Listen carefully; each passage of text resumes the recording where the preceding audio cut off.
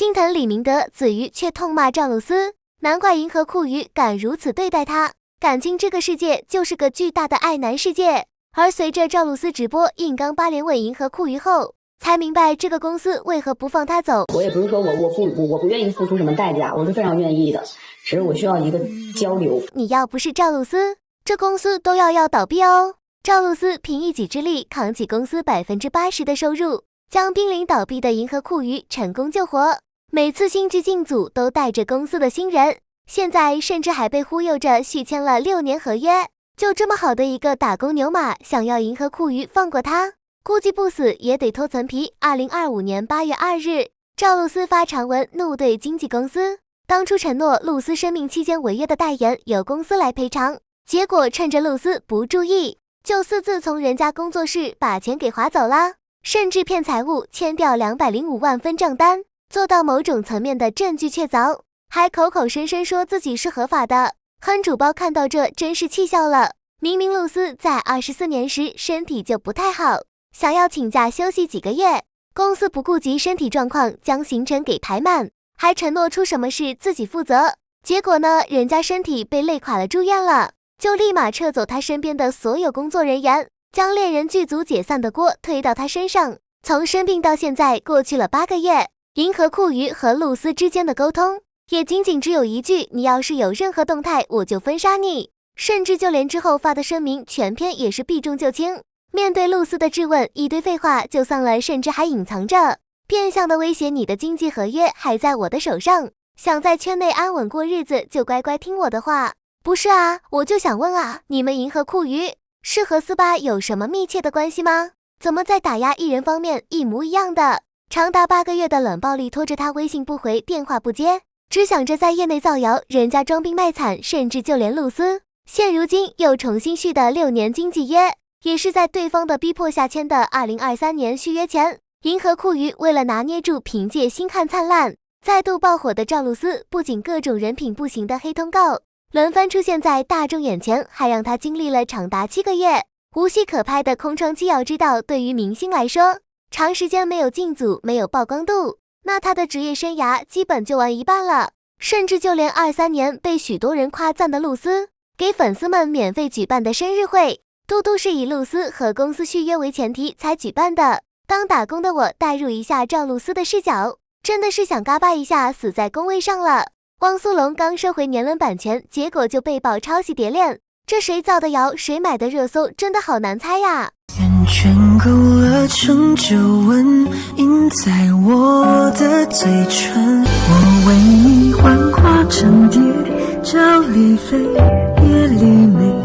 而我本以为汪苏泷被买怀孕这一类的热搜词条已经是离谱他妈给离谱开门了，结果万万没想到还有更离谱的，原来人家的100万公关不是不发力，是还没到时候一到管他啥词条，只要是黑的全都买。显然我们吃瓜群众还是善良了。就在我们大家都以为年轮大战差不多已经告了一个段落的时候，一夜之间舆论似乎有了反转，有自称搞技术的网友直接发文件指年轮抄袭蝶恋。年轮和蝶恋这2首歌前8小节旋律走向节奏型几乎一模一样，虽然副歌部分有明显的差异，但主歌相似程度简直跟双胞胎一样，但凡让蝶恋多放2句都露馅。可这桩跨越了16年的旋律公案，还是一瞬间就点燃了舆论场，有汪苏泷抄袭类似标签的热搜直接登上了各大平台热搜第一，尤其是那段对比的音频一出来，还带偏了不少不明所以的吃瓜群众，确实有点像，不会真的是抄袭吧？可那个时代，所谓搞技术的网友绝对不会想到他那番话，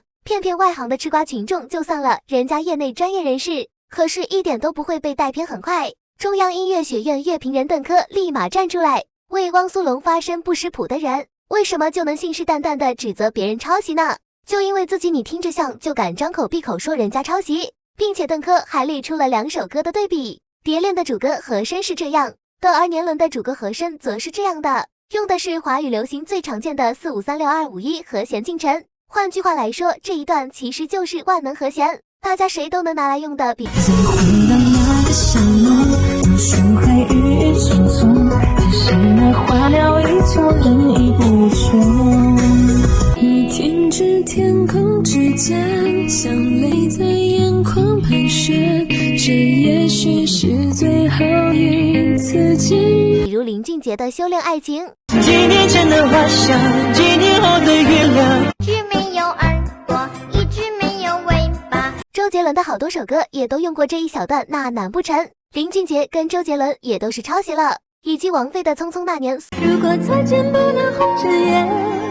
是否还能红着脸？所有爱执着的痛，为所有恨执着的伤。所以说啊，如果这也叫抄袭的话，那这个世界上还有原创吗？或者说，如果这也叫抄袭的话，那姐要不要听听胡桃夹子和胭脂泪呢？你创作靠做梦啊？很多歌都是靠做梦来的。我人生里写的第一首歌就靠做梦。胡桃夹子梦里面有个旋律，醒了就记下来，然后写下来了。所以对比刀郎40次的索赔，汪苏泷对张碧晨10年分文不取的操作，还是心太软了。看看当初刀郎是怎么收拾降央卓玛的吧。不知道西海情歌可是刀郎的命根子，写的也是真人真事一对志愿者的悲情恋歌。降央卓玛翻唱火了后就开始飘了，各种演唱会上当压轴，音乐平台收费还改成自己作词作曲。起初刀郎还顾念着老乡情分，忍了私下跟对方谈，结果人根本不理气的刀郎告了40多次法庭，最后降央不仅输官司赔钱，连唱都不能再唱了。所以啊，这次年轮被曝抄袭的100万公关，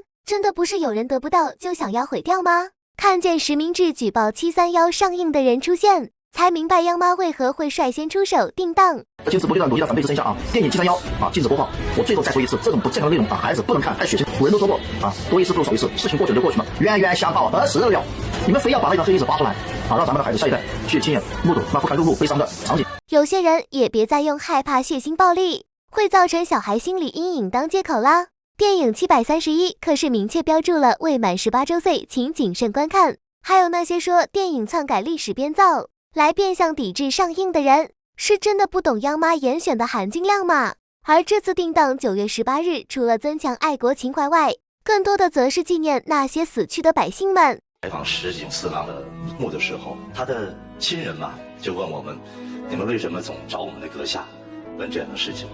说挨打的人都忘记了，打人的人还需要记得吗？当时我觉得我又被亲热了一次。9月18日是918事变纪念日，它标志着日本侵华战争的开始，而731部队的罪行，则是侵华战争中最黑暗的一页。当时他们的所作所为简直毫无人性可言，人体中有70%的水是在他们将我国百姓活活蒸干才知道的。日本排名世界前3的冻伤膏，是他们让中国人在零下35度冻了10多个小时，最后再敲断百姓的手掌才研究出来的药膏。还有许多我们不曾知晓的卑鄙手段，他们将母亲和孩子关入一个不断加热的毒气室来做母爱实验以及毒气测试，将带有鼠疫的老鼠放入村庄，导致足足有50户的村子最后只有7口人存活，将人的血或马的血混在一起做交换观察，排斥的实验导致所有参与实验的人无一人存活。而我国持续10几年的细菌战，单单统计数字就有3000多人。最令人可恨的是，日本人完成这些实验后就一把火烧毁了实验室，公开否认731部队的存在，否认曾经在中国犯下的滔天罪行。而同样进行生化实验的516部队，伤害人的手段更是令人发指。他们不仅研究芥子气、路易氏气氯酸瓦斯等一系列毒气弹，还和731部队联手在国人身上进行人体毒气实验。他们还给这种活人起了个极其侮辱的名字——马路大，视以为原木。在他们看来，中国人就只是实验原材料而已。在长达8年的侵华战争里，他们使用的化学武器地点遍及中国大陆18个省区，用毒2000余次，造成中国军民达10万人中毒，死亡人数达6000人以上。就连日本人最后撤退之余，还将各种毒气弹埋藏在我国各地的地底下。就连现在东3省的百姓都会因为不小心挖到这种毒气弹，导致全身溃烂而死。我们现在重新提起这些历史，拍成电影供和平年代的观众观看，并非是为了延续仇恨，而是为了戳破战争早已结束，日本人抵死不认的谎言罢了。